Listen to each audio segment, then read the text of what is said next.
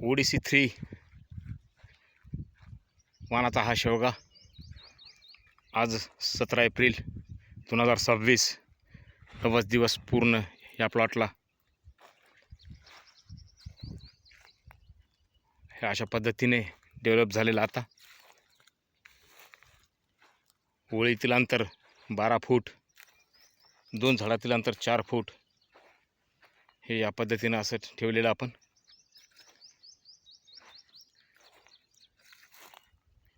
आता प्रत्येक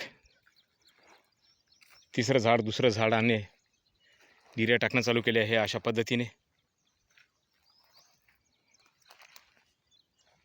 हे असे फुलं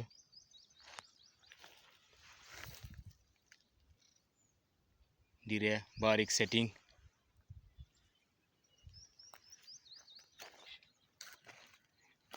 हे अशा पद्धतीचे।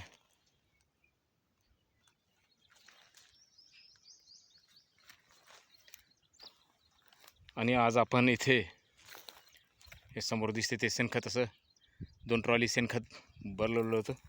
ते शेणखत पूर्ण भरून घेतलं आपण एका बाजूने, आणि दुसरी बाजू जी ठेवलेली आपण ती रसायन खतासाठी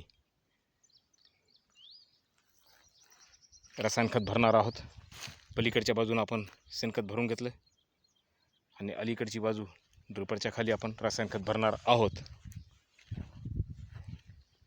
हलकासा एक बेसल डोस म्हणून DAP, potash, SSP, silicon powder 10 kilo, magnesium sulphate 10 kilo.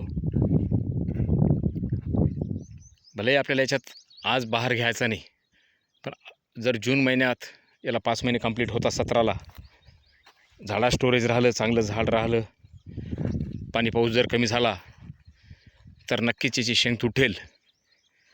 अन्यथा आपण दिवाळीचंच नियोजन करत आहोत। नोव्हेंबर-डिसेंबरलाच याचा माल कसा चालू होईल यावरच आपण भर देत आहोत। 90 दिवसात चांगल्या प्रकारे डिऱ्या टाकणं चालू केलेलं आहे झाडाने अशा पद्धतीच्या।